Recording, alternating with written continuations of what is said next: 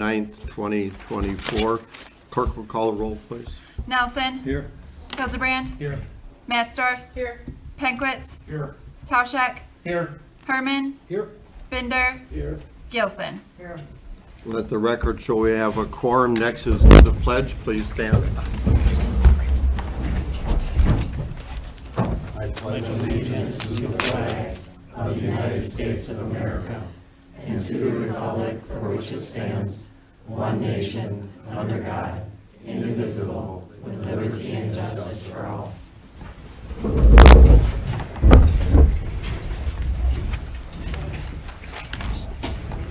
Next item on the agenda is the approval of the consent agenda. The chair will entertain a motion. Motion to approve. Second motion.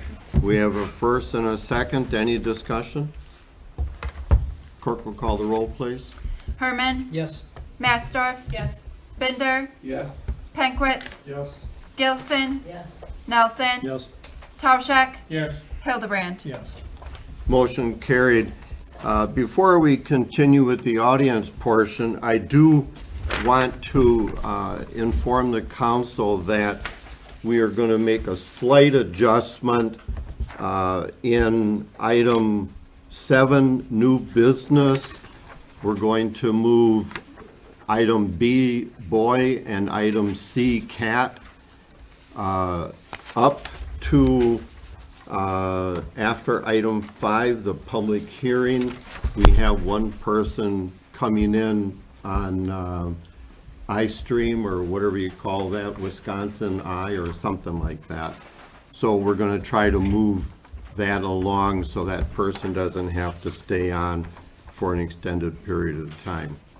So other than that, our next item is the audience portion, where we ask people to sign in and be recognized by the chair.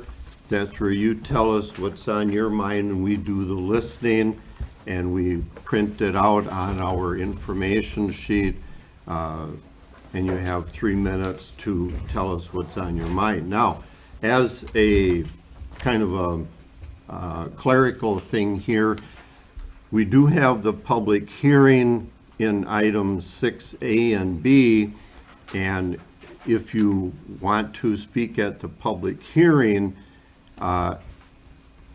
you can speak there, not a time limit. If you want to speak in both of them on the same subject, that's entirely up to you. So just a point of clarification, if you want to do it twice, that's fine. If you want to wait for the public hearing, you don't have to sign up for it, but that's where the public can enter their comments.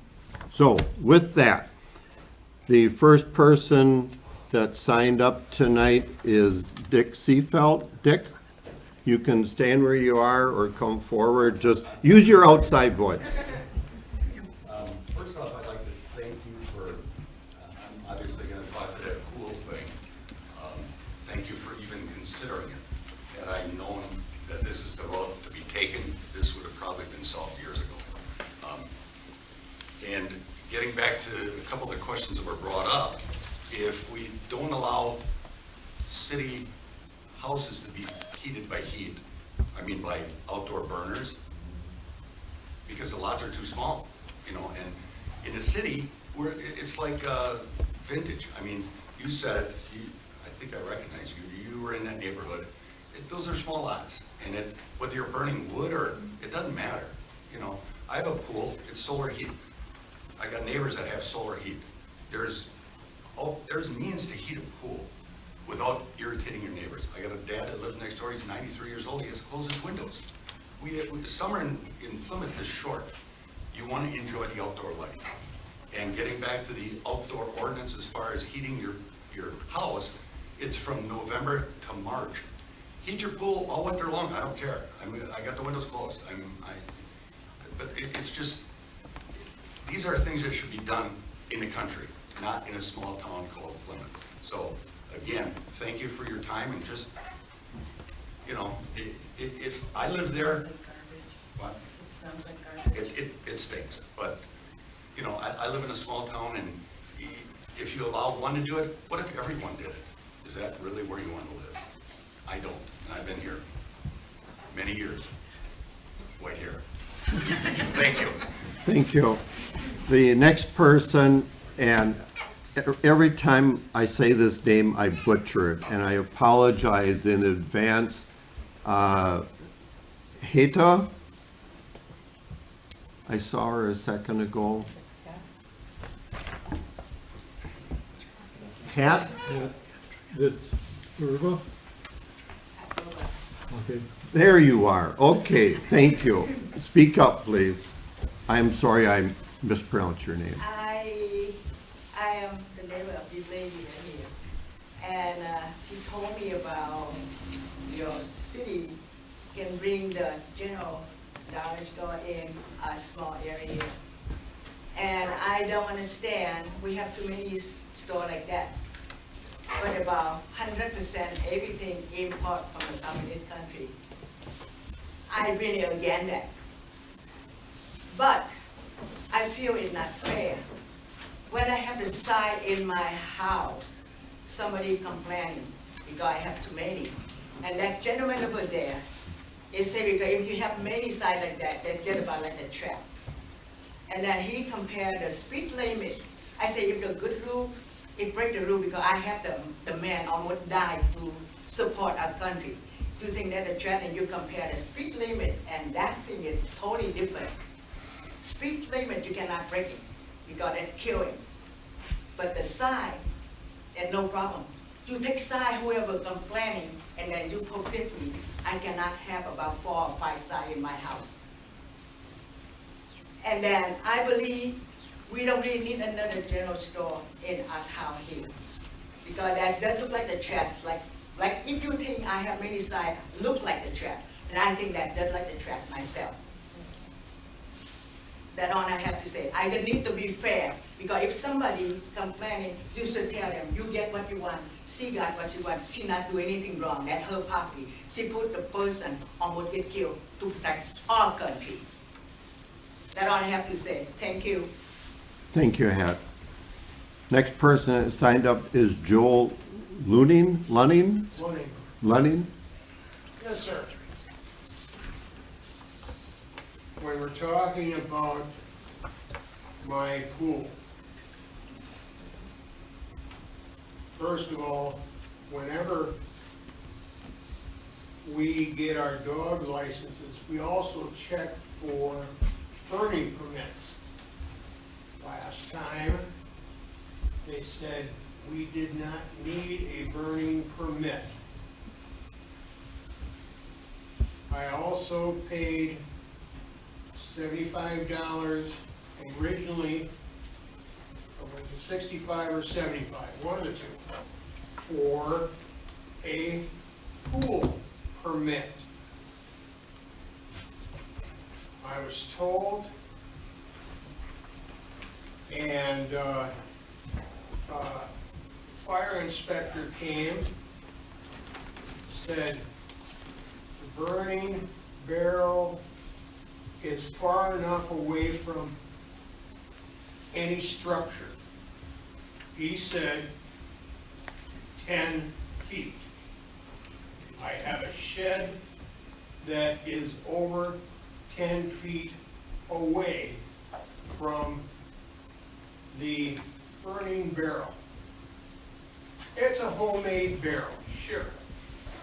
It burns, it heats a top barrel of water, recycles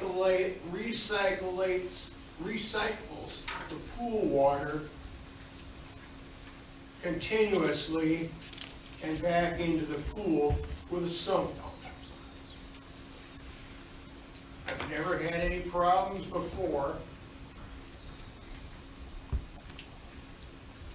If they want the stack higher, that I can manage. If they want some of the large trees, because I have a silver maple, I can cut them back. am trying to abide with the laws. Was never told that I had to have a burning permit. And I was always said that I use it as a recreational thing. Right now, I have it dismantled. It is coming winter time. So, that's all I have to say. Thank you, Joel. And the last person that signed up is Mitchell Wolflick. Whiting. Yeah. I can Thank hold you. until the public speak if that's better. That's what I'm gonna be checking. That's out. entirely up to you. I'll go ahead and hold. It's your so that we can prerogative. move forward and then get that Okay. done. Thank you. Thank you very much. Once again, we appreciate it when people come in and talk to us in the public portion, and that is different than a public hearing, which we'll have shortly. Thank you again. Moving on to item 5, no items were removed from the consent agenda, therefore it's not needed. As I announced, we're going to make a slight adjustment in the sequence of things, moving down to new business. Item B is boy, approval of development agreement with Vanguard Development LLC. I'll ask City Administrator Tim Blakesley to give us an opening comment, and we'll go from there. Tim? Sure. So at the meeting on September 24th, 2024, the Common Council did approve a resolution creating a tax increment District Number 7, which is located in the eastern portion of the city. The Joint Review Board did approve that creation of TID 7 on October 2nd, 2024. Myself and Attorney Fieber, along with others on the department head team, have worked to develop a development agreement with Vanguard Development LLC for the construction of 156 apartment units at a cost of the developer of $34.3 million, which will create $23.4 million of new valuation in Plymouth. In addition to the apartment development, the developer will be installing private street infrastructure, private sewer infrastructure, public water infrastructure, public sidewalk infrastructure, and completing a public curb cut in Kiley Way. Covered in the development agreement are timeline, engineering review inspections, grading, stormwater management, sanitary user fees, power extension, security for that infrastructure, development incentives, and indemnification and legal protections. So we did, in July 2024, contract with Ellers, who's our financial advisors, to conduct a pro forma analysis related to the development and the incentives requested. That analysis from Vanguard did note the following. The review of the pro forma caps the maximum development incentive at $6.3 million for up to 20 years with a 90% TIF revenue. This is structured as a municipal revenue obligation. I'm going to have Attorney Fieber sort of discuss that in a little more detail. It is not debt that the city is incurring. No upfront payments are made to the developer. The project is only funded from that tax increment generated as work is completed on the project. So happy to answer any questions, but do want to turn it over to Attorney Fieber for just a moment. Sure. Thank you, Tim. Attorney Fieber, you have a comment, please? Yes, this is something that we haven't seen before as part of our development agreement, so I just want to take a moment to make sure that the council understands. And I think your city administrator highlighted the really important parts, that this isn't city debt, so this isn't going to be general obligation debt. It doesn't impact the city that way as we're talking about it. The benefit to the developer in having this reduced to a municipal revenue obligation is that it is it's easier to go to the bank to show what the anticipated amount is. So the principal amount is $6.3 million, but it's really up to $6.3 million. It's what we would call a pay-go, so they need to develop it and then they get paid under this municipal revenue obligation. If they don't develop it, they don't get paid under this obligation. There is no interest, so it is limited to the principal amount of that $6.3 million, but the real benefit is that you can go to the bank with it, show it to the bank that they are anticipating $6.3 million in terms of contribution from the city as they look for other financial revenue sources for their project. It is assignable as well. The banks like that. So really it's, I would say that the benefit to the developer is that it just makes it easier for them to obtain financing, as opposed to any real detriment to the city for having it structured this way. And certainly if there are questions about it, happy to answer those, but it doesn't change how we're handling those development incentive payments under the developer's agreement. Thank you. At this point, the chair will entertain a motion so we can discuss with the note that we do have online. I believe Dave Riedel is here in the audience today. Oh, okay, good, thank you. So if the council has questions, the chair will allow answers from the developer of concerns at that point. So the chair will entertain a motion so we can discuss. Mayor, I'll move that we approve the development agreement with Vanguard Development LLC. I'll second. We have a first and a second. Any discussion? Mayor, I think Greg wanted to mention something. Yeah, a few months ago, Okay, I didn't see you wave. I apologize. a few months ago at the planning commission, I asked the spokespeople from Vanguard Development if they would consider naming their road after our current longtime city mayor. And they agreed to it, and they gave the name of the road Pullman Way. So congratulations, Mayor. Thank you. That's not necessary. Thank you. Any other comments? Anything that you would like to add to the comment made by Attorney Fever and City Administrator Tim Blakesley? No, I mean, it would be our position and just to really express boldly that it's been a pleasure working with Still and Tim throughout this whole process and all in each and every one of you to help facilitate this development that we think to be a great success for everyone. Good. Thank you very much for taking the time to come tonight. That being the case, clerk will call the roll on the motion to approve the development agreement as stated. Hildebrand, Yes. Nelson, Yes. Penquitz, Yes. Mattsdorf, Yes. Tauschek, Yes. Gilson, Yes. Binder, Yes. Herman. Yes. Motion carried. Thank you. Thank you all. And thank you, Tim and Attorney Feber. A lot of work went into this, and it takes time to put something like this together, and I'm glad that TIF opportunity is available for our developers once again. So a long process, Yeah, job very, well done. very exciting. Thank you. Moving on to item C, the chair hereby announces a public hearing to be held at Common Council Tuesday, November 12th, 2024, at 7 p.m. in room 302, City Hall, 128 Smith Street, Plymouth, Wisconsin, regarding the proposed 2025 budget, followed by consideration and adoption of the 25 budget. And that will be published ahead of time so that people are aware of that. So thank you very much. Okay. Thank you for accommodating the adjustment in the agenda. Now moving back to item 6.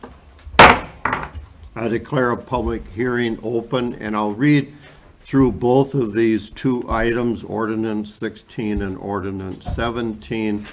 We'll be talking about them kind of overlapping, and at public hearing, certainly comments are appreciated.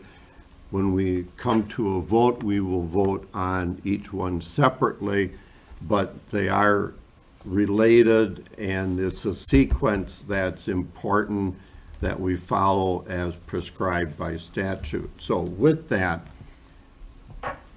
item 6A, ordinance number 16, amending the comprehensive plan, existing land use map and future land use map by changing property from agricultural to commercial on the southwest corner of the intersection of State Highway 67 and Hill and Dale Road. And item B, ordinance number 17, amending the zoning map of the zoning code of the city of Plymouth from A, agriculture, agricultural to B3 on the southwest corner of the intersection of State Highway 67 and Hillendale Road. To start the conversation, I'll ask Tim Blakesley, our city administrator, to give an overview, and you can kind of cross over into both of those because they are related, and maybe comment about how we differentiate between the two. Sure. Because we can't hear him back here very well. Yeah, I'll do my best to speak up. Your microphone's closer. I'm not sure Well, that the microphone, does just for anything. clarity, the microphone is for TV. The microphone isn't necessarily for you. We'll all try to use our outside voice. Thank you. All right, so what I am going to discuss tonight is, I'm going to actually start with 7A, which is the CSM, and then I'll kind of work through 6A and 6B. So tonight we have parcel 59271829-207, which is located on the southwest corner of the intersection of Highway 67 and PP/Hillendale in Plymouth. So with the approval of the property owner, Dollar General is requesting a CSM, a comprehensive plan amendment, and a rezoning for a proposed Dollar General store location. So the CSM, which I'll discuss first, which is item 7A, that is outlined in orange on your staff memo. That shows the property that is going to be split off. So split off into Lot 1 and Lot 2. So Lot 1, which is reflective of the comprehensive plan request and the rezoning request, is 1.941 acres. Lot 2 will then be created of 2.834 acres. So the full CSM is then included in your application materials. For the comprehensive plan amendment, I'll kind of touch on that next. So that's ordinance number 16.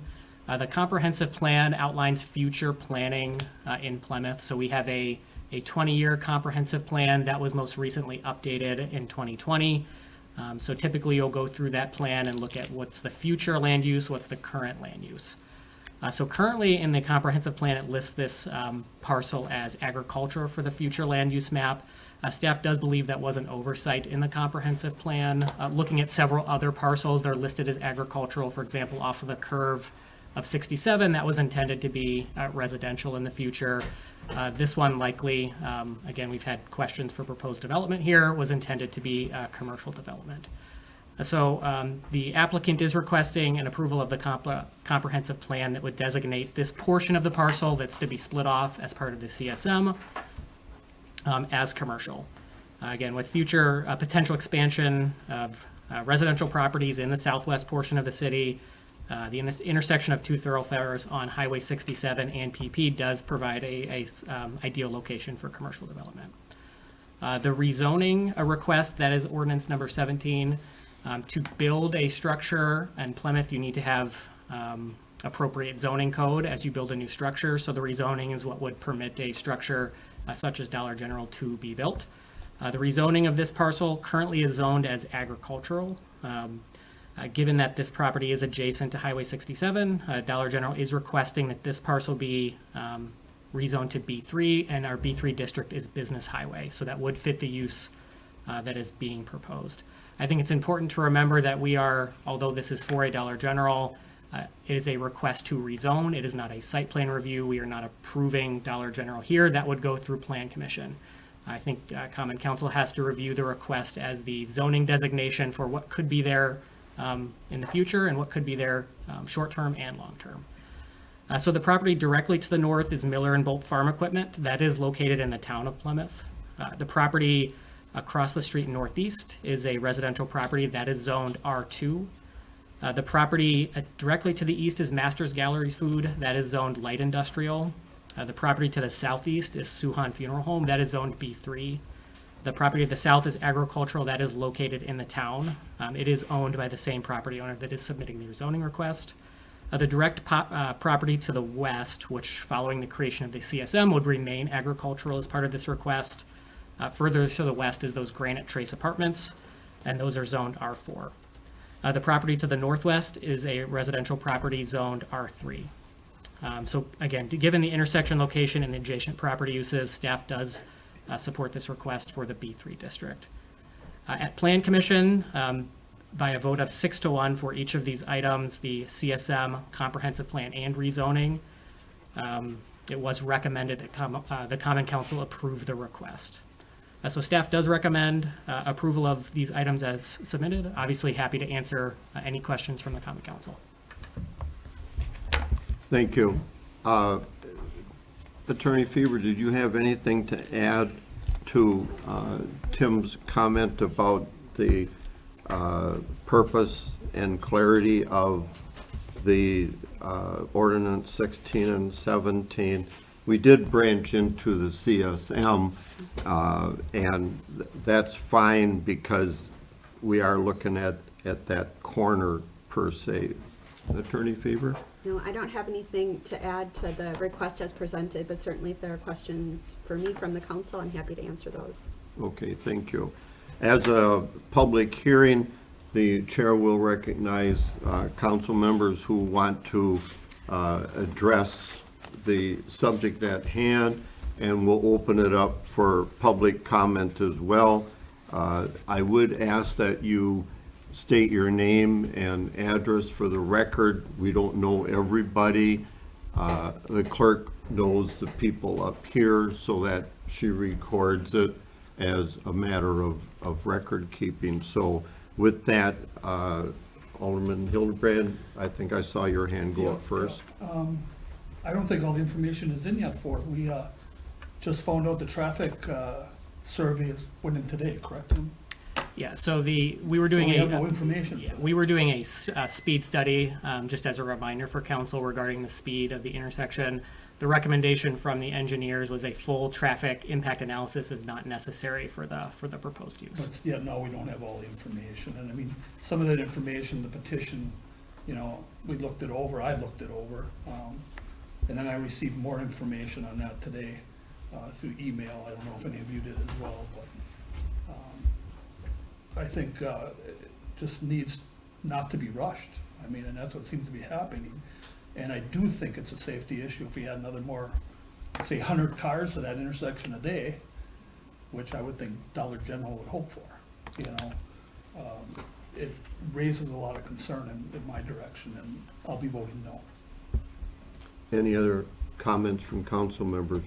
Yeah, I'm sorry. So, at our last meeting, we also talked about the possibility of getting in touch with the state about the volume of traffic there and how in other areas, specifically the ones I mentioned in Sheboygan Falls, where on highways 28 and 32, they put a roundabout in, and looking at the DOT's website, they have a lower daily traffic amount than we currently have at the intersection of Hill and Dale and 67.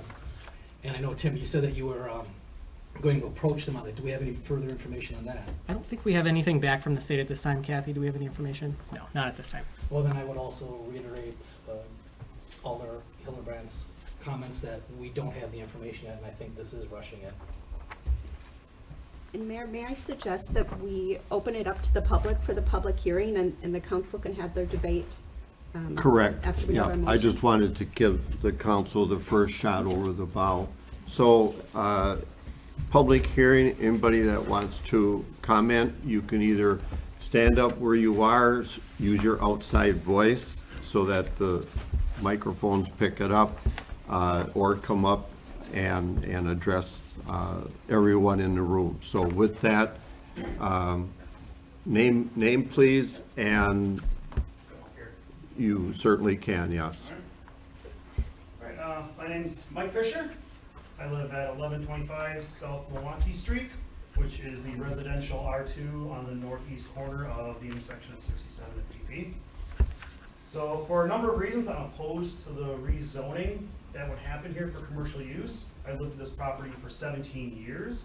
In the 17 years, I've seen the intersection being redone. I've seen lots of accidents. I've seen Master Gallery move their trucking location so that it forces trucks to go through that intersection, causing blockages. Put up industrial lights, so I now have lights shining in my house all night long, thanks to them. If ever we need to try to enter our house coming from the west, if there's any vehicle that's bigger than or standard vehicle, like a truck or semi or anything, Vehicle has to sit in just outside the intersection waiting for vehicles to move, which will back cars up into the intersection, causing people to go around into the ditch or to the side to keep on going. Or else I have to go all the way around the block and try to come back around to get into my own house, and I still have to wait for that as well. Earlier this year, we did have a semi-truck decouple and go into our yard right off the intersection as well. That's a 45-mile-an-hour road going north-south, and there's a lot of traffic that goes east-west. It's probably even more east-west than it is north-south, so a lot of cross-traffic, which is definitely a concern for that. I agree that I looked up DOT's sites for information as to traffic. The most recent thing they have is from 2021, which states 5,000 vehicles per day go through that intersection.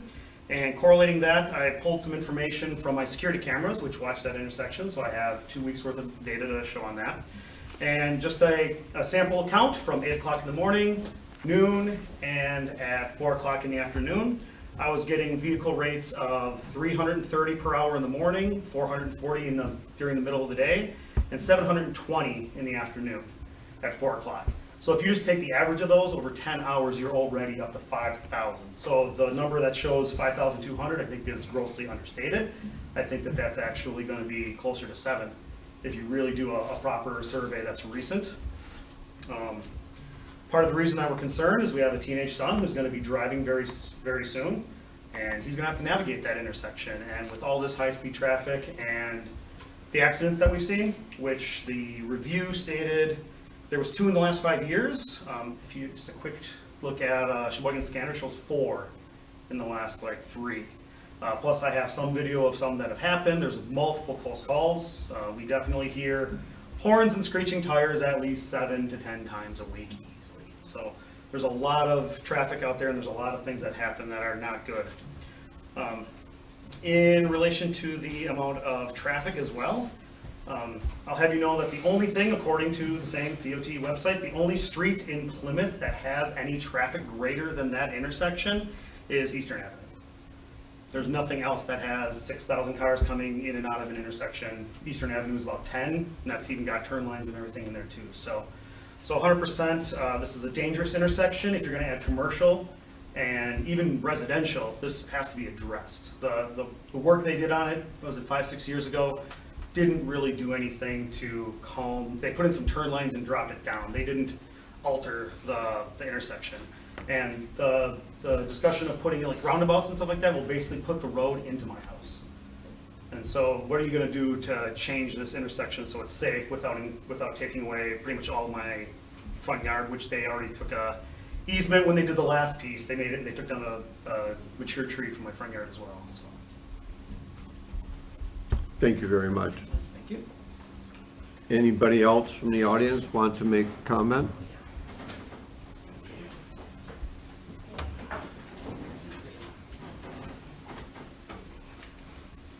Hello, my name is Julia Griffin. I reside at 810 South Hills Drive, so near the intersection in question as well. So good evening, ladies and gentlemen. We do appreciate the opportunity to share our views about your upcoming decision. When I heard about this rezoning, it did start some wheels turning. Wheels that within a few hours turned into what felt like a calling and something that I couldn't let happen without speaking up. June 21 years ago, a misjudgment by a driver resulted in a milk delivery truck T-boning a small sedan. A barely 18-year-old driver in that small sedan went to heaven when he died on impact at an intersection just like the one in question. Stop signs for east-west traffic, but nothing for north-south. That young driver was my brother, and I felt called to increase awareness of this change that was going to increase traffic and put our community at risk if the infrastructure is not there to support an already busy intersection before any changes are approved to make it any busier.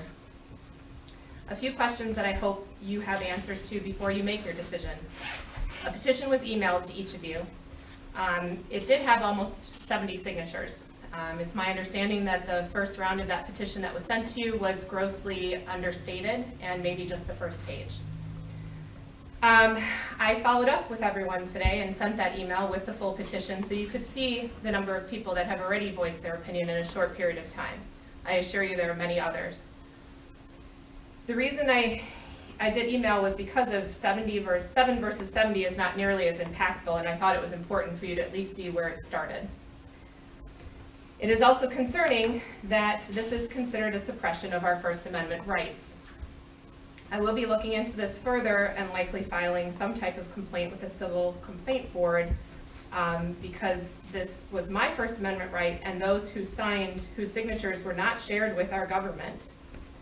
I am frankly appalled that the petition in its entirety was not shared. Our First Amendment right, as I'm sure you know, includes the right to petition our government for redress of grievances. Suppression of this is a direct violation of that right, and likely almost 60 others. Some other questions I'd like you to make sure you're aware of or considering has to do with the lot lines for this proposed lot rezoning. They were drawn so as to eliminate the protest provision of the municipal code that would have required a 3/4 vote of yes, or 6 out of 8 of you for it to pass tonight, or whenever you do vote. There are signatures on that petition that should carry weight and don't. And now tonight, it is my understanding that there is a 3/4 vote of no, or 6 out of 8 of you that have to vote no to stop this from happening. The lot line should not have been approved, given how this affects the protest provision of the municipal code. The landowner requested lot lines that prevented any nearby lot zoned in Plymouth to protest and change the voting power. How can anyone on the council or anyone sitting here tonight think that this is okay? This is manipulative at best, and the fact that it got approved this way should even be more concerning to the community. Benefit of doubt is given. Maybe those that approved it didn't know what implications those lines being drawn that way would have.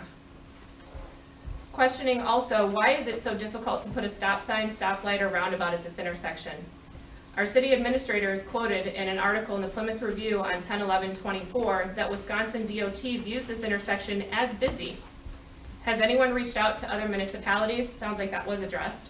And advised them, but have they been advised of this proposed development that's being considered and expressed concerns about this intersection to keep our community safe? If it's known to be a busy, and certainly busier than other intersections such as Hillendale and Country Air or some of the other 4-way stops in South Hills and other subdivisions in Plymouth, why is this one not a 4-way stop or some other type of traffic safety for our community? How much money has been allocated by this council? Do you feel good about how the money is being spent and where it could be spent proactively saving someone's life? We're a small community. It's inevitable that you will know someone impacted by an accident or an accident at this intersection. Maybe you already do. There are far more than the 2 accidents reported in the last 5 years at this intersection, as quoted in that same Plymouth Review article. If the residents, well, he already spoke, so I'll just pass by that.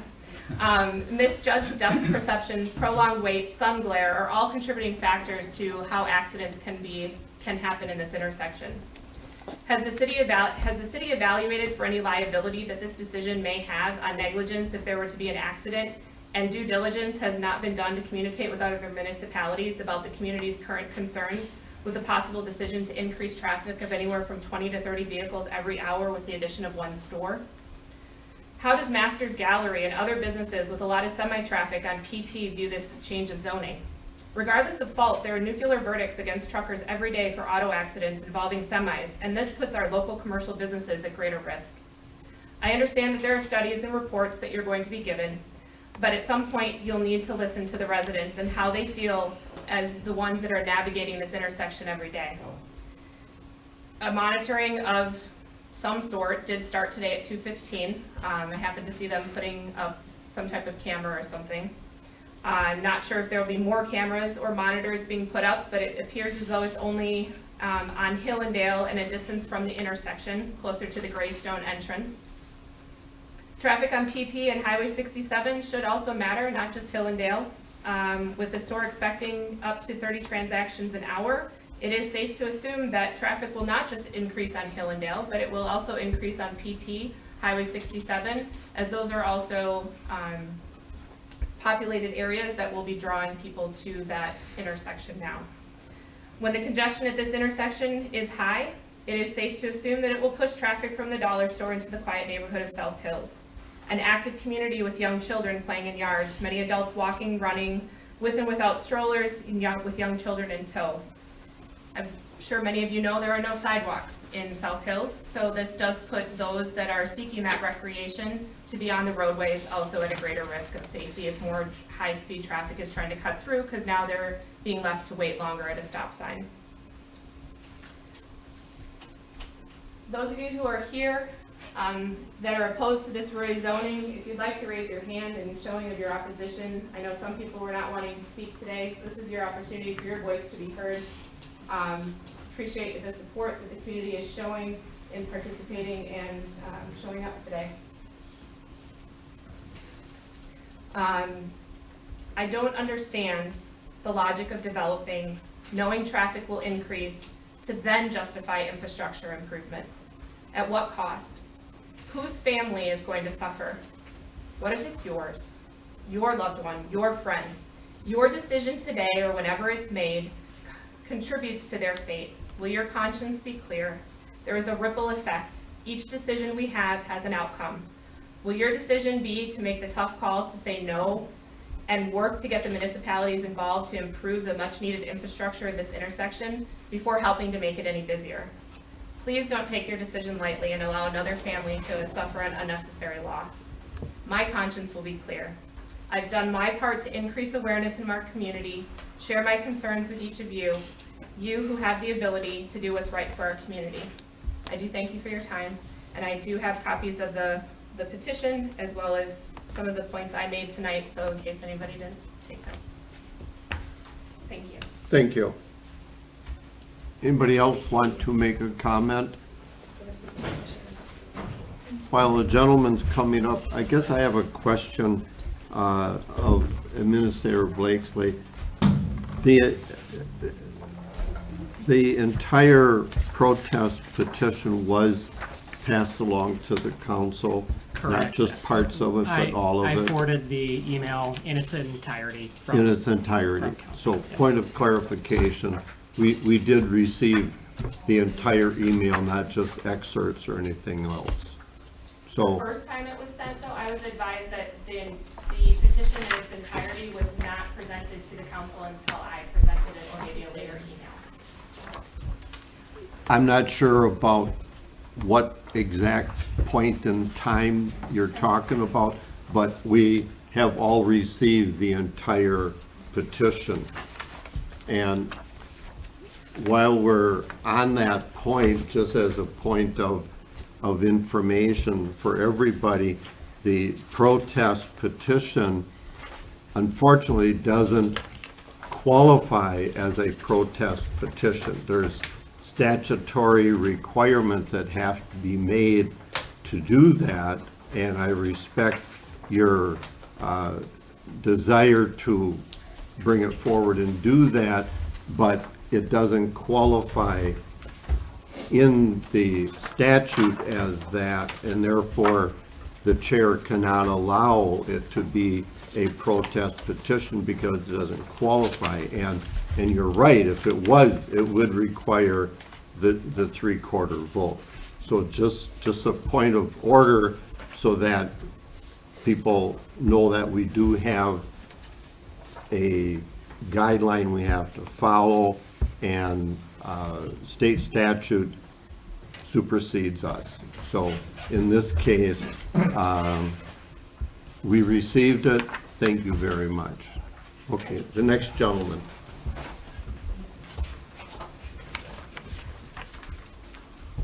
I'm Mitchell Whiting. I'm from 611 South Hills, Plymouth, Wisconsin. I'm a veteran advocate. I worked with the VA countering for mental health and other things for veterans. I was a combat veteran in 2011. I have a huge issue with the safety of this intersection, and I can see it coming from a mile away. As you heard from the gentleman behind me, an 18-wheeler rolled into his area. That right there already sent me flags. I don't know how anyone in this council would even consider that without putting the proper infrastructure in. I have a beautiful wife with our child back there, and we have 2 others at home. They ride their bikes to these areas and everything else, along with other 15 friends in those areas. I'm sorry, but rezoning and putting money first before our children and community is an absolute gross thing to even consider. That's where I get emotional and upset about these things.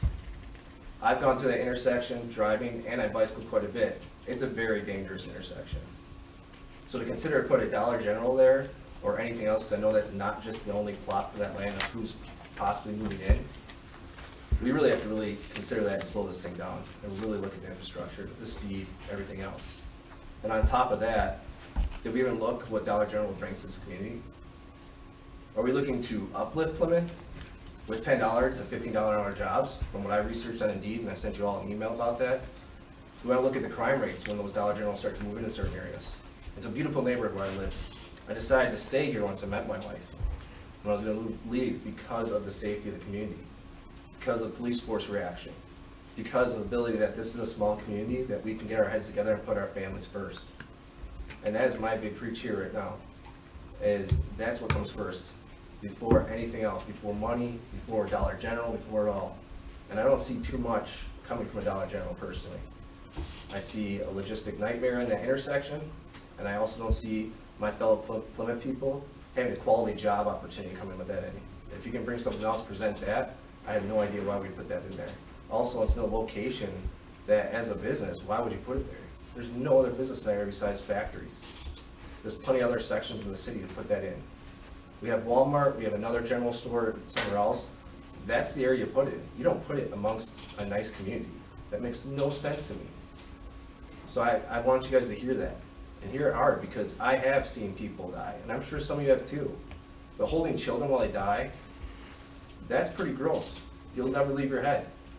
And if we're gonna sit here and not put the proper steps because we wanna rush something or put my community or my family at risk, I don't know if I want to be part of a community like that then. And I'm very close with some of the law enforcement here, where I've tracked down 2 people in our community trying to spot out houses already. So I don't need crime rate going up, I need statistics and numbers to be really looked at here. Because everything I looked on the web when it came to Indeed or any of those things, when I looked at jobs, CBS News was another statistic they're putting out there where it showed when you put these things in, crime rate goes up. Why? Low paid employees, low security, they don't have enough people overwatch. It's a very easy place to steal from. We already had theft go up here in Plymouth in the past summer. We had issues with theft with people breaking into cars. Do we want to involve more people like that? There are so many different dynamics to this besides just the safety of that traffic we really have to consider.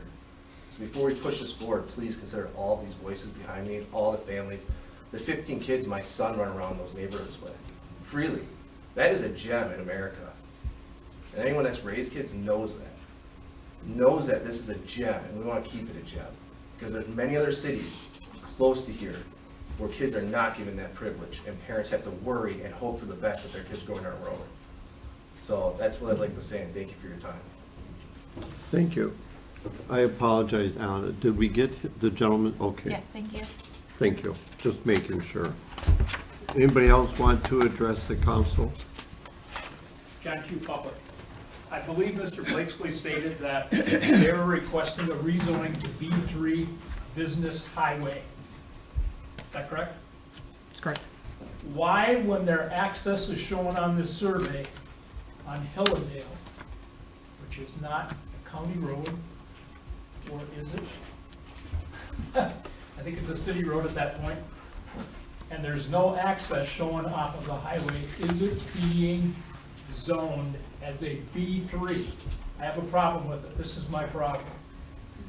If the intersection were to get improved, what then for them to say, come back around and say, well, now we want an access. We are B3. You gave us B3. Now we'd like an access on the highway on 67. I think you should reconsider the zoning to be business, but not business highway. Their access is going to be on Hillandale.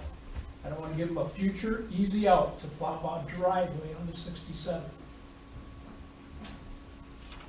Thank you. Anybody else?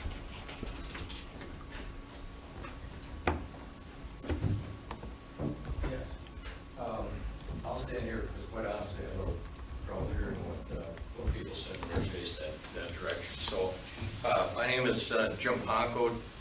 I own the property just south of the property that's in question here. And for the record, my son owns the property that's in question. So, in listening what I could hear from the concerns, it seems to be that the intersection and the traffic on the intersection is the main concern. I didn't hear the last gentleman too well. I know he said something about Dollar General and the type of store, but I didn't quite get that. I'd like to address just the intersection. To me, it seems like we're talking about a chicken and an egg situation here. The state says that the intersection can't be improved because there's not enough traffic, and yet the concern is that there's too much traffic. So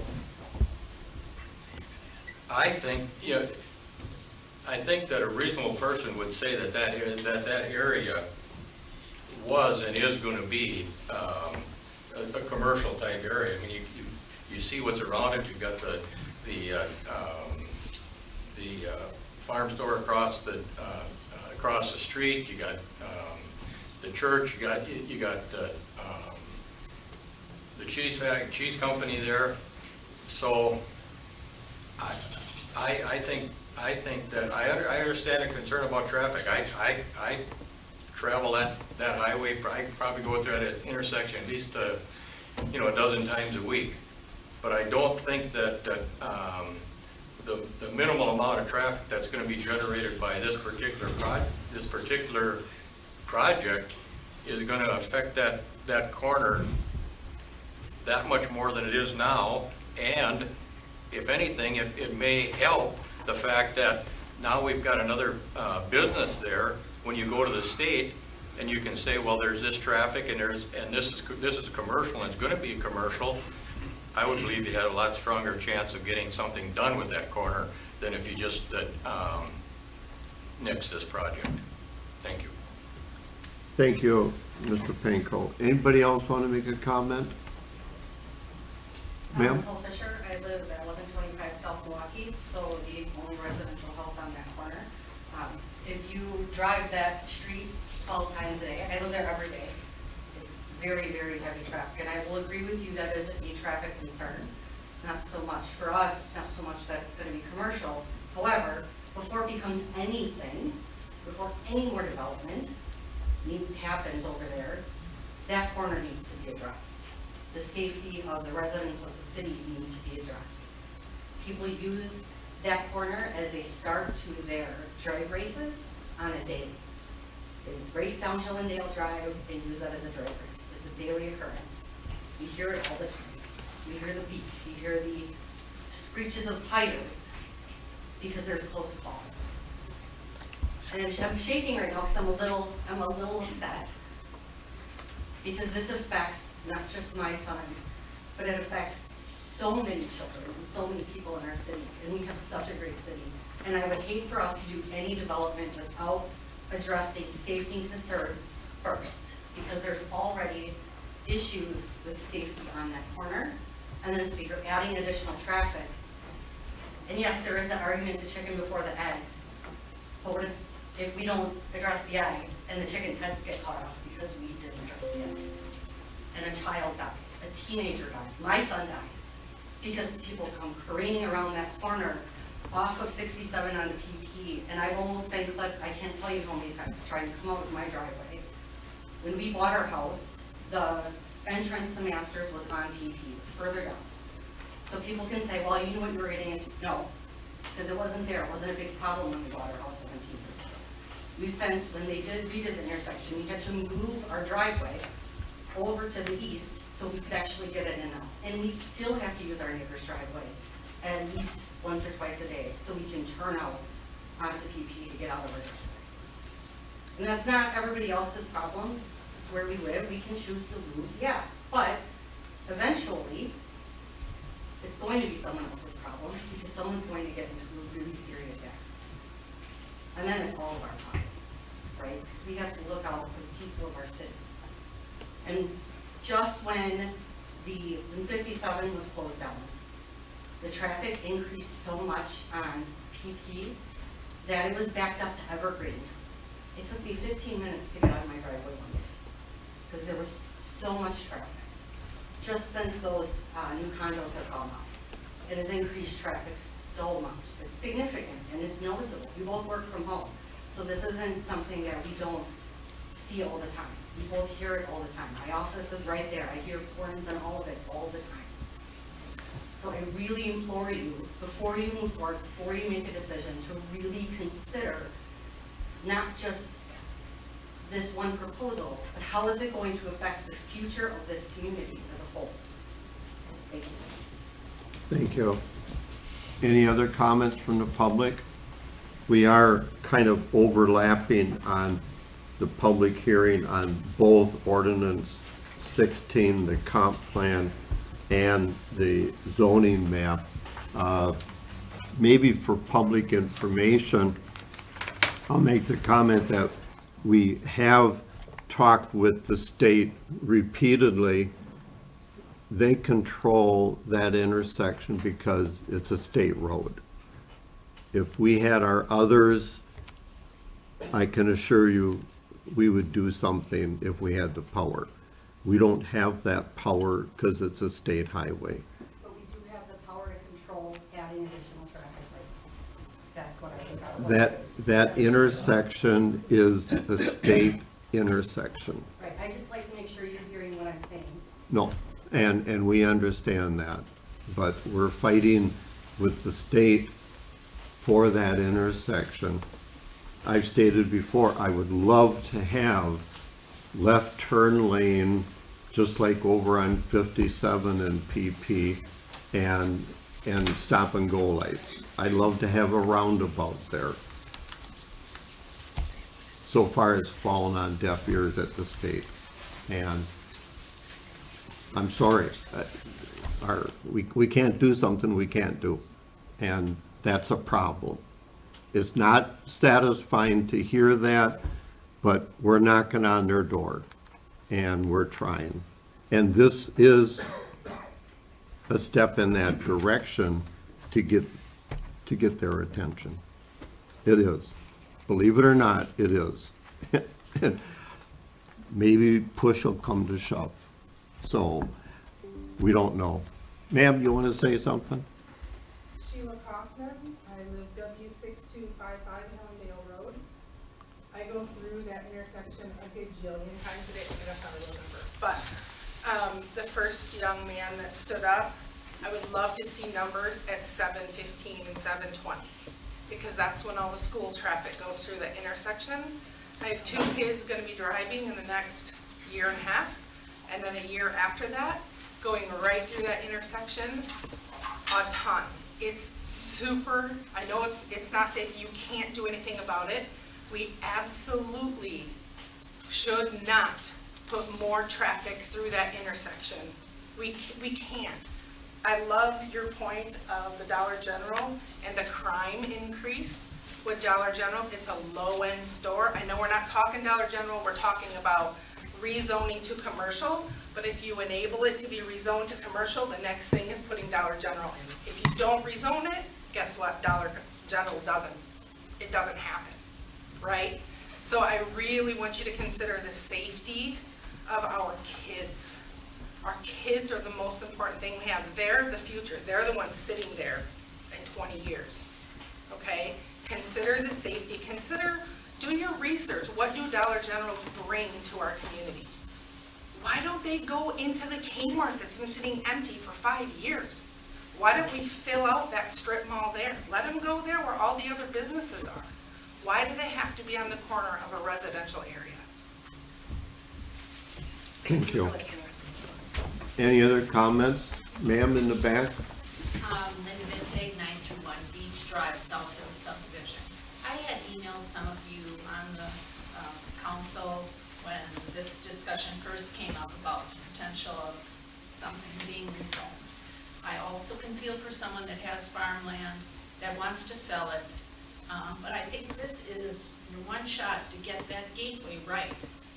That's where people come in from, you know, the certain directions, and to see a Dollar General store or some other development, to me, doesn't do justice to Plymouth. I moved here because I thought Plymouth was really a cute community. I thought it was safe. I thought, you know, from the street signs to the good business partners that you have that have invested in the community, I really feel that we should really slow this down, do this right.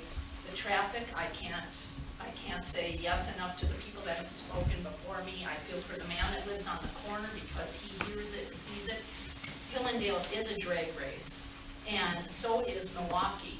When you're driving, coming from, E and coming, and, let's face it, some people are late for work, but I'm talking about guys on the motorcycles. And I'm a motorcyclist, so, but there is a lot of noise from people driving too fast. If you're in Greystone, or if you're in the apartments, or if you're on Milwaukee Street, you know this.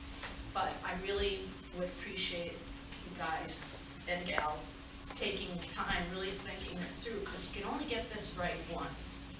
And we don't need a Dollar General store or a store like it, because there's 12 stores in the Plymouth area that sell the same crap that Dollar General would sell. And I mean crap.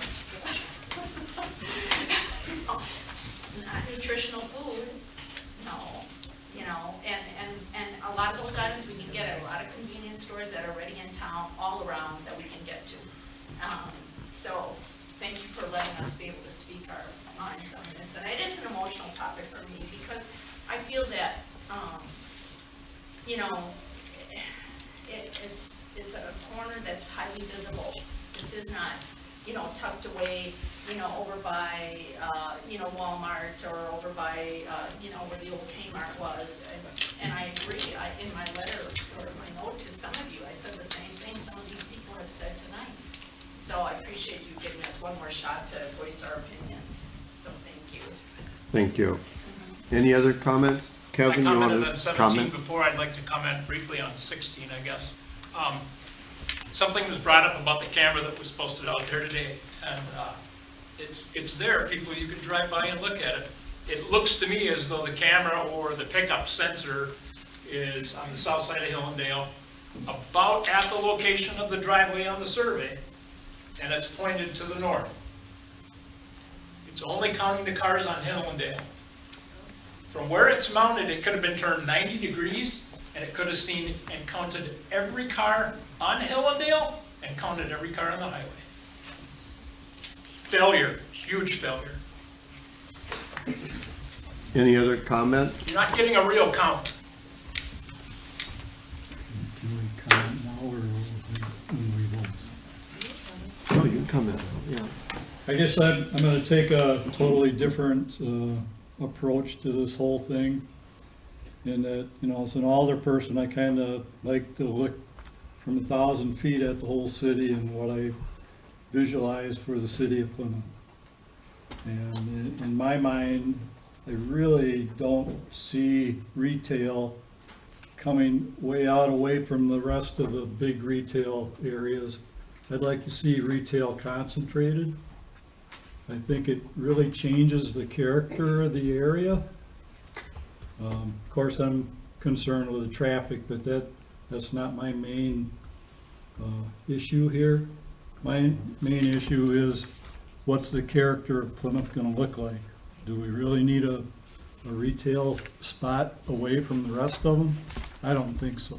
I think we should concentrate retail to the retail's benefit too. I mean, because people are shopping in an area and they see the Dollar General in there, they're going to use that. Where they're probably not going to be shopping on Eastern Avenue and then run over to Dollar General on the south side of town. This doesn't make sense to me. So I'll be voting no because of the character of our city and where I think retail should be. Thank you. Any other comments from the audience, council members? John? I'm going to propose a motion that I think everybody should say yes to. I'm going to move that we postpone any action on the Plan Commission's recommendations for ordinance number 16, ordinance number 17, and the CSM until we truly investigate to the point where something is done with that intersection. I live in South River Village, and I go through that intersection a lot because I have family that lives in Port Washington. And I've had experiences, my most dangerous experiences is watching in my rearview mirror these folks coming out of Plymouth, hitting that 45-mile-hour zone, going 50, 60 miles past me, as I'm waiting to make a turn because there's a lot of traffic in that intersection. So something has to be done with that intersection, whether we go ahead and have more retail there or what. I think we need to do something right now, so I'm gonna make my motion is to postpone this until we truly. The chair will interrupt you, you're out of order. You cannot make a motion in a public hearing.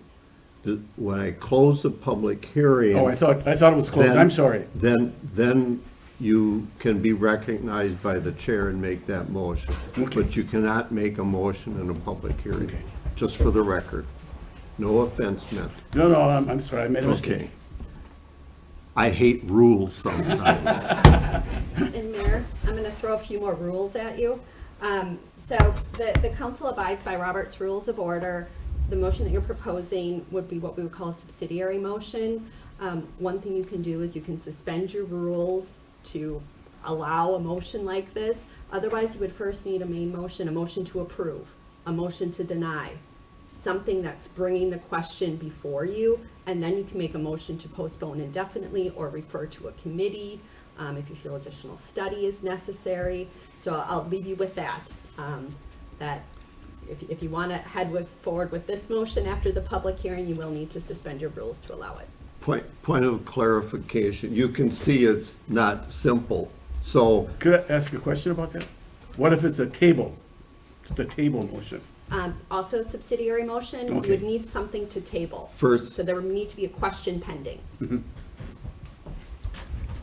Not simple.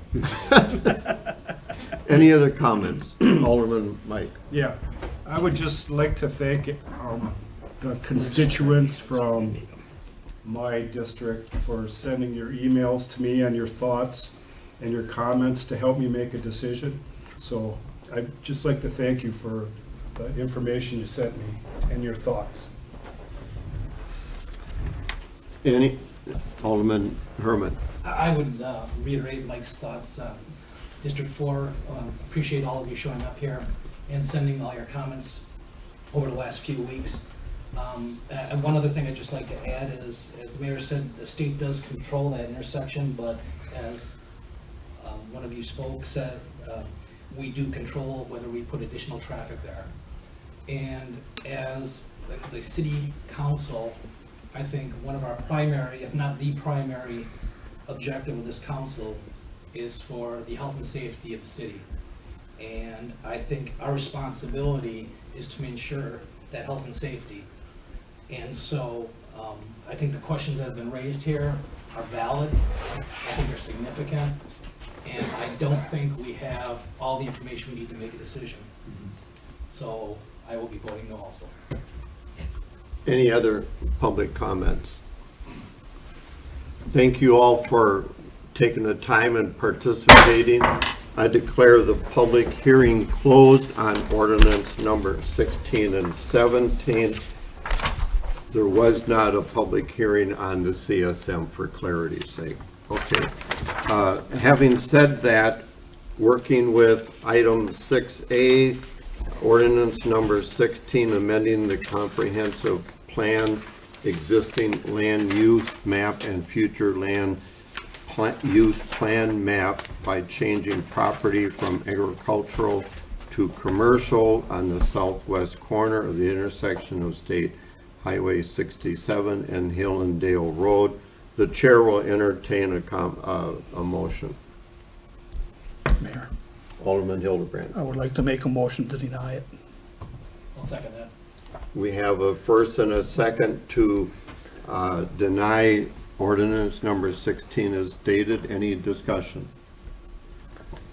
Mayor, Attorney Fever. I just want to make sure that we're creating a clear record, and we had a lot of discussion from the council that occurred during our public hearing. I just want to confirm that that discussion is going to be applying to this question, which is normally when we would have our discussion amongst the council. So all of you who made comments earlier, if you can just confirm that, yes, those are your viewpoints as it relates to this question. We clear? Okay. Any comments, further questions on ordinance 16, motion to deny the amended comprehensive plan? Sorry. Attorney Fever. And if Alder Bitter wishes to make his motion now would be the appropriate time if you wish to make. I was just waiting. Which if you want to, you could, depending on how this goes, your motion may not be necessary. Well, I'm gonna make a motion that we postpone the plan commission's recommendations to approve ordinance number 16, ordinance number 17, and the CSM. We're only dealing with 16. Okay, 16. Correction on the record. Okay. Sorry to do that. So your subsidiary motion is to postpone action on ordinance 16 as indicated. Yes. Do we have a second? I'll second. We have a first and a second. Any discussion on the subsidiary motion to ordinance 16? And a point of order, Mayor, is that to postpone indefinitely or postpone to a certain date? Or after a certain event? After a certain event has happened in terms of truly dealing with all the concerns about that intersection. Like traffic count or Right, something else? yes. Okay. That's, okay, I can go along with that. So what I hear is your motion is to postpone until we received the results of the traffic study? No, any study that needs to be done, I think we Well, need you to. can't say anything that needs to be done because now it's open-ended. I think staff needs clarification. Right. So we need some We fixed can't let this thing go for 5 years. So pick a date and time. What do you, any suggestions? Kathy, I'm interrupting here, I apologize, but 3 months, I guess I'm not sure what right now we're doing the He's- speed study as proposed by the committee of the whole, right? So we're doing the speed study on Hill and Dale, and they're gathering just traffic counts at the intersection. But from there, Kapoor is doing no additional work, right? They're not evaluating the intersection, they're not doing any of that. So I guess I'm not sure what we would be coming back with. So they're Or not. what information we're proceeding. So they're not bothering to count how many cars and whatnot go through there? not at the intersection. That's not what the camera's about. The camera's on Hill and Dale. So this is not the intersection. I would think if we, Tim, pick a date, 3 months, I don't know. Sure, let's. We I gotta have a date certain. We can't leave it I think open-ended. for sure, we need to have what I'm hearing is they want to hear the speed study data back. At a minimum, probably the answers from the state. I think those are some questions that were raised, so let's call that 3 months. I mean, in the meantime, we still will contact the state and put a bug in their ear, hint, hint. So, May I ask something about the state situation? Do we, when we talk to the state, do we talk about the potential of what could happen up there? oh, we've talked about the Do they- moon and green cheese and everything else. What's happening right now is dangerous. You know. They know that, yeah. So I'll say 3 months. I'll add that to my Okay, motion. okay. 3 months, second, agree with that? Yep. Okay, discussion on that, Jeff? I don't have a discussion on his motion, I guess I got a discussion. What I'm seeing here is, I don't think there's enough yes votes to approve this. I think this first motion will get denied based on what everybody said before. Well, we have to deal with the subsidiary motion first. We have to take it in And I'll order. comment that I think it's too vague, and if that information comes back, we all know there's a lot of cars on Hill and Dale. We know what the count is, or have a good idea what the count is on 67. We wait 3 months. I don't think that information is gonna change some people's mind here tonight that are gonna vote no. And that might be, but we have to deal with the subsidiary motion first before we Mayor, deal Attorney with the Fever has denial. And I do want to call Attorney something Fever. to the council's question, now that we have the 3 months. There is a law change that's going into effect in the state of Wisconsin. It'll be effective January 1st, 2025. And it deals with supermajority requirements related to zoning decisions.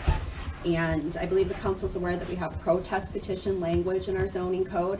We also have language in our zoning code that requires a supermajority to overturn a plan commission recommendation. So as of January 1st, neither of those provisions will be valid under state law. So we do have an ordinance prepared that will come forward for the council's consideration, but I do want to make you aware of that change that will be effective January 1st, 2025. Okay, thank you. Mayor? Comments, Mike? I think we need to look at a bigger picture. I think we need to look at the whole 67 corridor and all of the land in there and just see how that's going to be laid out and pay attention to all the roads and streets in there, and then get a gauge on how much traffic that's going to bring to that intersection. And I'd like to see the intersection get done first, but I don't think that's going to happen. But I think that we need to look at the whole area there.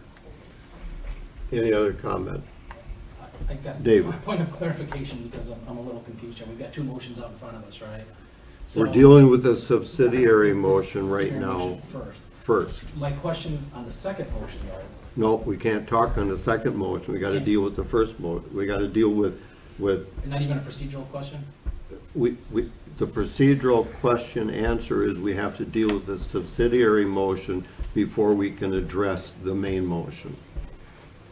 So we have to vote on this first and then go back to the first motion. And we'll dispose of it if you are postponing it. Yeah, that's for right. 3 The months. second motion It will doesn't. come back Yeah, right? in 3 months' time is what you will be voting on.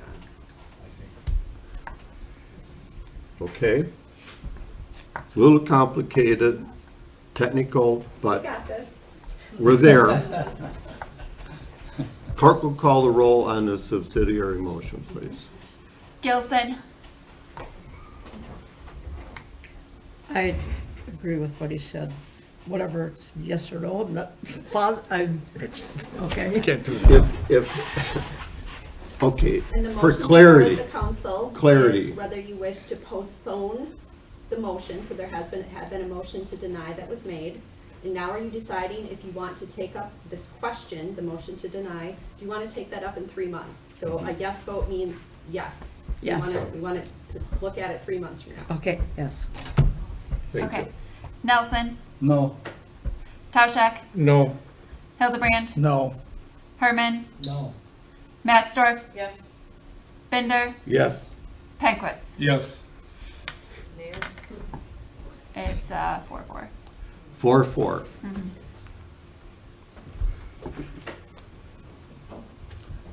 I think that we should get more information in, and the 3-month delay I can agree with. So I will vote to extend any decision for 3 months. Now, back to our primary motion. And That's if you mute. dispose Miss of that, Mute. we're gonna take up our primary motion. That'll be 3 months from now. We're gonna have it on the agenda. Correct. then. Yep. Are we all clear on that? Okay. Could I ask a question related to this? And to these folks? As a point of order, the chair will allow it. Okay, I know, our policymakers, our leaders here are communicating with the state as far as trying to get them to truly participate with us in dealing with that intersection. I'm just wondering if citizens would make any kind of approach, if that would have an impact. And if that is so, is there a contact information? Alder, we can certainly get some information. I from would, the I state would as have the well. public contact Tim Blakely's office and further get information on that. That's Council not for contact the your council to assembly. determine. Okay. Okay.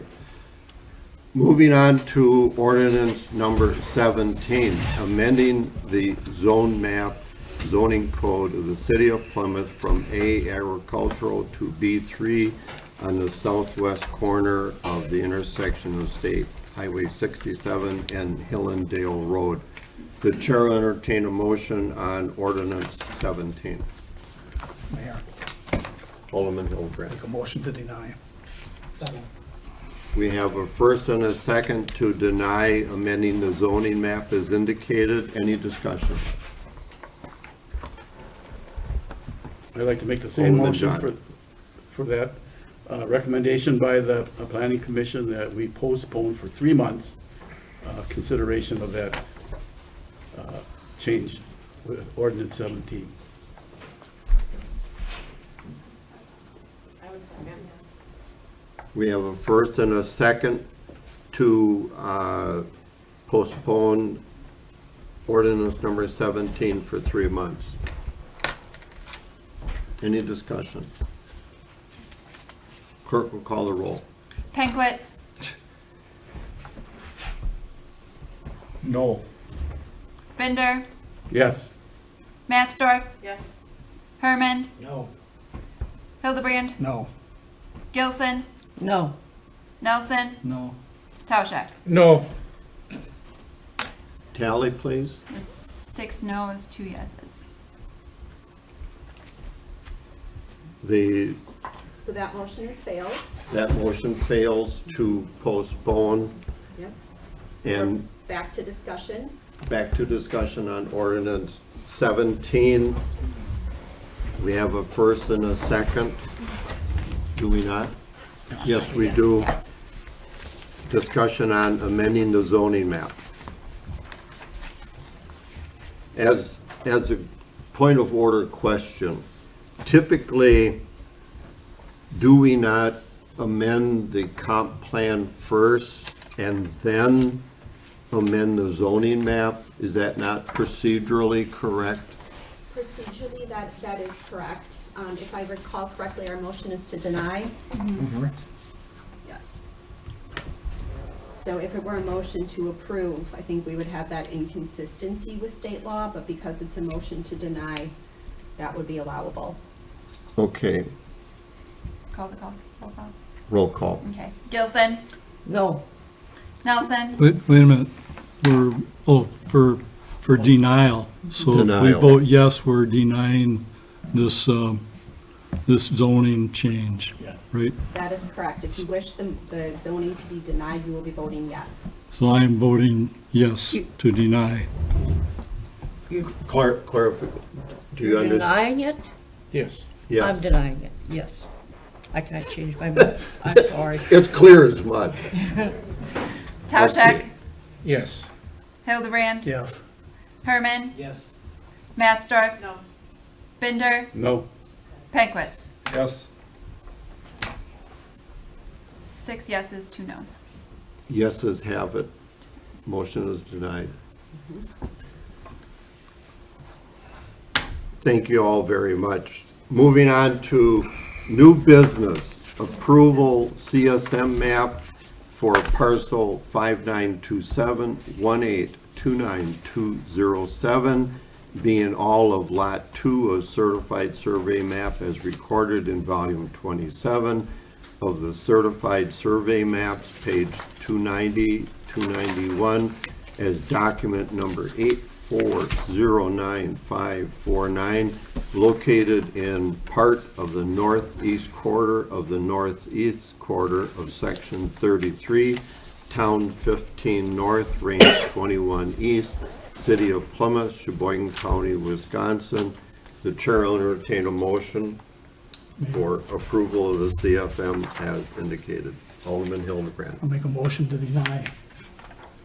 I'll second. We have a first and a second to deny. Any discussion? John? Yes, I move to postpone that recommendation by the planning commission for 3 months. I'll second. We have a first and a second as a subsidiary motion to postpone the CSM for 3 months. Any discussion? Clerk will call the roll on the motion to wait 3 months for the CSM approval. Penquits, Yes. Binder, Yes. Matsdorf, Yes. Herman, No. Hildebrand, No. Tauschek, No. Nelson, No. Gilson. No. 5 noes, 3 yeses. The noes have it. So we're back to our, So we're back to the Original motion. primary motion, approval of the CSM. Any comments? Approve or deny? it's to To deny. deny. To deny. The motion was to deny. Okay. Mayor, Attorney Fever has a comment. One moment.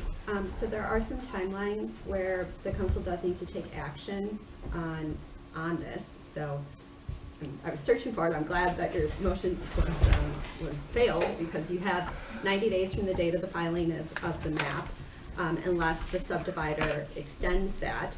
If the map is rejected, so that is the motion that was made and is seconded and is the question pending. If the map is rejected, the reason shall be stated in the minutes of the meeting and a written statement forwarded to the subdivider. If the map is approved, then you're gonna have the Director of Public Works certify on the map, it says. So I'm looking for some discussion from the council. If it is your intent to deny it, you do need to provide some rationale, and you have that 90 days. So this isn't one we would be looking to postpone into the future. Everybody understand what Attorney Fever said? Attorney Fever, are the minutes from discussion an acceptable statement for The minutes would be, I haven't heard the discussion No. yet. But After- yes, after discussion, is that an yes, the acceptable minutes statement? would be acceptable.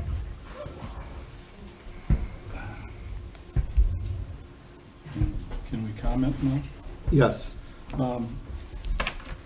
The issue of the certified survey map isn't, to me, important. I mean, the owner of the land can separate those parcels. It doesn't really impact our decision on whether to favor Dollar General or any other retail there.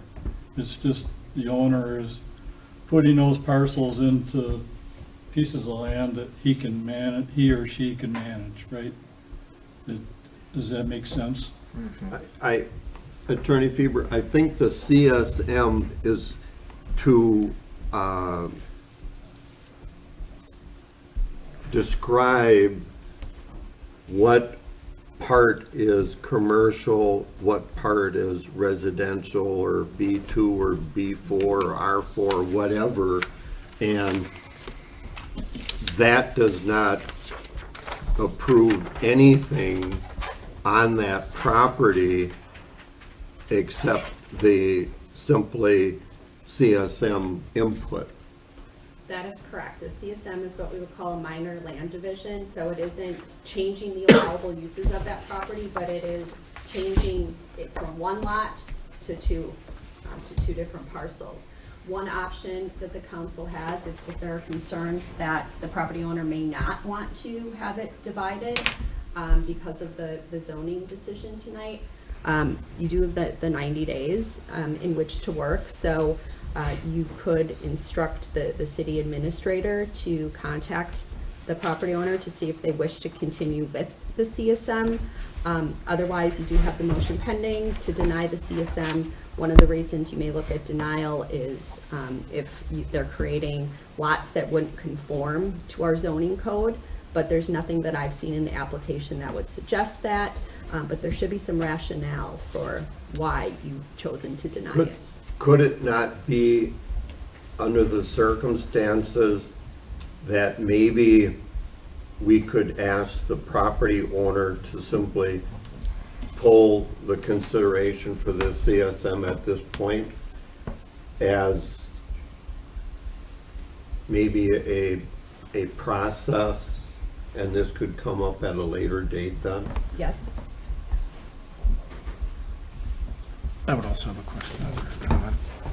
Could we table this motion and direct the city administrator to contact the property owner and Yes, you may. check on their wishes and bring it forward? And what do we need a motion to table that? We would have to have a motion to table, and then it would come up at the next council meeting. At the next council meeting it would come up?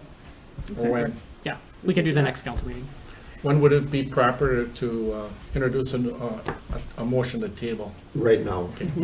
I would make a motion to table, I would make a motion to table this CSM. CSM motion until the city administrator has time to meet with the landowner to see if they want to continue with the CSM. I'll second. We have a motion to postpone the decision on the CSM and bring it back at our next council meeting on November 12th. Am I saying that correct, Tim? Correct, November 12th. Okay. Yep, I would Just agree to as a that. point of clarity, first and second, okay with that? Okay. And Mayor, to clarify, if the property owner doesn't wish to move forward with the land division, then I would expect we would not include it on the agenda. Correct. Our state law, it trumps Robert's rules, so if it's not on your agenda, you can't take action on it. So that's my suggestion on how you would proceed. If they don't wish to have the Correct. council consider it, wouldn't put it on your next agenda. Yeah. Okay. Understood? Tim, Understood, yep. To make that contact. Okay. Discussion, Greg? Yeah, I had discussion yet for at this point, even if we vote yes or no for this, it still stays residential, correct? Currently, it's agriculture. It stays ag. What it is right now, it stays ag. So what we did in the past one is that we denied the change of zoning. So we have no change of zoning for this one, correct? Correct. That's correct. Postponing the CSM stays ag. Correct, Is that yes. right? It gives staff time to contact the property. Right. Okay. Any other questions? Yeah. Greg? I would say, we give it that 3 months in regards to John Binder's. Well, that's not the motion. The motion is to talk with the property owner and either pull it or give us an answer by November 12th. 3 months has got nothing to do with this. Correct. Clerk will call the roll on the subsidiary motion to table, and Jeff, you made the motion, who Yes. seconded it? Binder. David. Binder. Bender, okay, thank you. Clerk will call the roll on Matt. the subsidiary motion to table. Matsdorf. Yes. Tauschak. Yes. Penkwitz. Yes. Herman. Yes. Nelson. Yes. Binder. Yes. Gilson. Yes. Hildebrand. Yeah. And our count is All yeses. 8-0. Okay, thank you very much.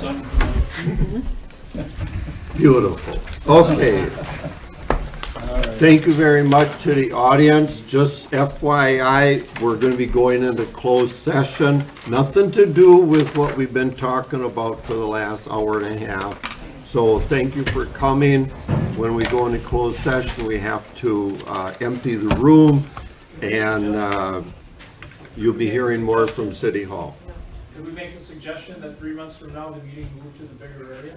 You can make any suggestion you want, just talk with the city clerk's office. Chair will entertain a motion to go into closed session. I move to go into closed session. Second. We have a first and a second. Any discussion? Oh, wait a second. I can't do that. I gotta back up. I shortcutted this whole thing. Chair will entertain a motion to go into closed session pursuant to the following Wisconsin statute 1:1(e), deliberating or negotiating the purchasing of public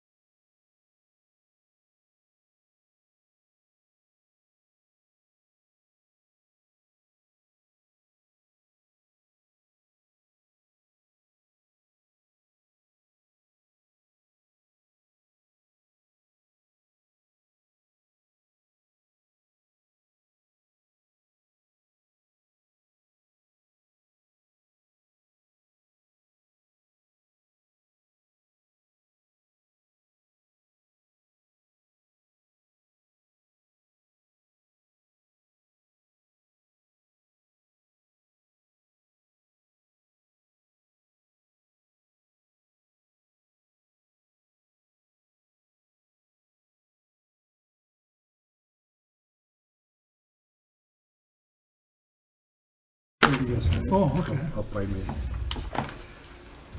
Yeah, trick or treat on Monday? Let the record whenever it show was. that we're now back in open session. The chair will entertain any motions on closed session, if any. Hearing none, the chair will entertain a motion to adjourn. Second. We have a first and a second. All in favor, say aye. Aye.